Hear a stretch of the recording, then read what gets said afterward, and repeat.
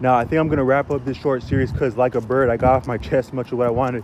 This might actually be a way better thing because as much as I might fancy my appearance, people might enjoy actually looking at my feet more than my my smug appearance. And that might be a approach, a step towards making content.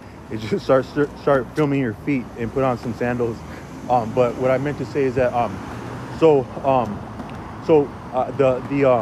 the outstanding great Michael Jordan in one interview, I think it was a Cigar Aficionado interview with him. It's an outstanding, excellent interview just in terms of his energy in there. It's very immaculate, his energy there. But he's talking there about how you actually can't take the good from the bad in life, and you can't have the good without the bad. Even Michael Jordan himself said that because he had been asked what does he regret about his life, and he hesitated with that because he actually appreciates much of his life, and he was mature enough to appreciate that he couldn't be who he is or had the experiences that he has had without the setbacks and failures and mistakes that he's made, and maybe some of the suffering that he's had. He couldn't be who he is, and he appreciates who he is. He's man enough about who he is to not want to dispense with the shortcomings in order to yet appreciate the good things, and that's quite awesome about him. One thing that I don't mean to be talking about something that's not appropriate online, but some of us in the 90s, we remember when Michael Jordan stepped down from basketball, and also the unfortunate tragedy that Michael Jordan sustained in the 90s. But some of his attitude and his through that, so he had made different statements about that tragedy at different times. There was a brilliant documentary about him, like a highlight documentary about him in the mid to late 90s that was available at a lot of movie rental stores that I was able to procure as a child with my parents' support. And the playing in there was outstanding, but also they asked him, they had him talking a fair deal about life, and that was very educational and informative for me as a child to have some of his maturity and his gravity and his bearing about different matters. As a child, even a child could appreciate some of the things he says. If you know what you're talking about, a child can appreciate what you're talking about, even as you're talking about sometimes heavy things in life. And the way that he handled that tragedy was really you can learn quite a bit. And he's been a kind person, and I didn't see him be broken or humbled by that, but he kept living life after that.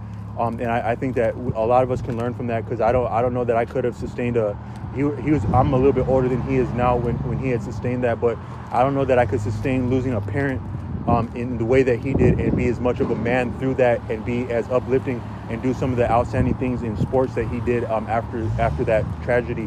But all I meant to say is that all things have good and bad, and so you hear all these birds singing constantly. Now you hear birds singing all day. I pointed out that there might be at least 3 forms of birds, probably more, but they correspond also to some of the dynamics of causation in a day and in reality, which is you have creation, destruction, and support. And so with birds, you have at least birds like a group of crows has been called an unkindness. That's a scientific term for a flock of there's different names for different flocks of birds, and for crows, I think it's called an unkindness. And then you at least have a mockingbird, and then you also have songbirds. So you have birds that would appear mean-spirited, or sound somewhat mean and formidable. Then you also have birds that are like kind of obnoxious or grating, like mocking. And then you also have birds that are very sweet and kind. But I think none of those are necessarily good or bad in themselves. And you could say that the birds that would seem like mean, like an unkindness of birds, they serve the same function in serving the broader picture, but they may not necessarily be bad, and they're actually beautiful, and they may actually be as kind as any other bird.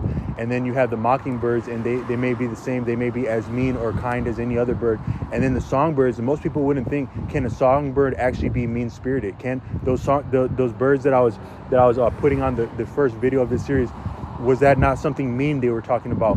Now, I had a video that I failed to upload today because a bird was singing just that way, and it just ever so slightly influenced me to tap the screen wrong and delete what I had just done. Then you could say that's very powerful what the bird just did, because it actually altered what I was able to upload, and therefore what could be received by other human beings just with it singing like that. It actually happened as I was making this series today. But was that mean-spirited or kind? I don't know that it was. You could say maybe on some way all things are both, but I think that you actually can't. That's why you really can't make moral judgments about anything, because you could reason that one thing is as mean or kind or anything. So if that bird had influenced me in a way that was a setback to me, maybe that deletion, that setback is an advantage to another person. Or if that bird had given me an advantage, does that advantage not now disadvantage another person? And that's actually brings a deeper question about things like nepotism. That's like handing down favor and advantage upon lines of hereditary or familiarity. Is that so when you benefit one person or thing, do you not also disadvantage another person? There's something called zero sum, which is that you take something, you get something, you take something. And some people have said that our economics, our finance is a form of it's a zero sum contest. So you can say maybe life is similar, zero sum contest, and the only redemption therefore would be in worship, which is that we are thankful for our blessings and we are thankful for our challenges, because they yet serve a broader picture that is beautiful and is life. So maybe that's the only redemption in life, is actually worship, to accept, to both bow down, but also accept favor and esteem gracefully in the service of a higher purpose. And the author, Sir John Woodroffe, that the knight Sir John Woodroffe, that is the pseudonym and the collaborative spiritual pseudonym of Arthur Avalon, has said that the only way to actually to take to a lot of the thing that he respected most in life, more than spiritual awesomeness or righteousness, was actually just simple manliness. He respected a man's man. From that standpoint, you can maybe appreciate him as appreciating stance and footing.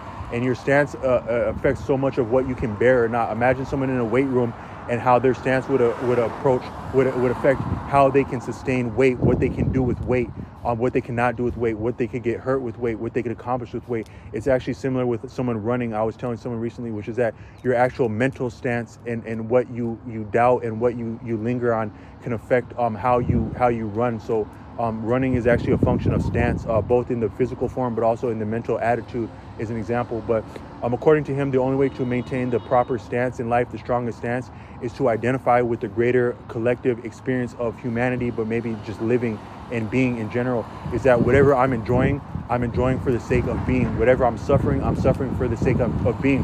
Whatever I'm enjoying with being. Whatever I'm enjoying, I'm suffering with being. So we're never alone in suffering or favor.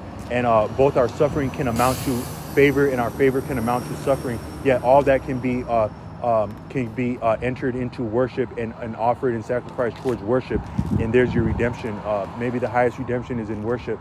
But all I meant to say is that these birds, as influential as they are, they may be affecting us, whether positive or negative, and we think that they would be right in all things. That something that eloquent, that kind, that simple would have to be outstanding all the time and have the best all the time. So a person that had a problem with the bird singing, the person would have to be the ass and not the bird. That's probably true, because we're supposed to be graceful at all times. So what is justice? What is right and wrong? Maybe the ultimate answer to that is just simply grace. What is graceful? So you're a grown man and somebody's disrespecting you and affronting you. What is right and wrong? That can be argued. How you stand up for yourself in that setting can be argued. What that amounts to, you standing up for yourself, are you sucking it up?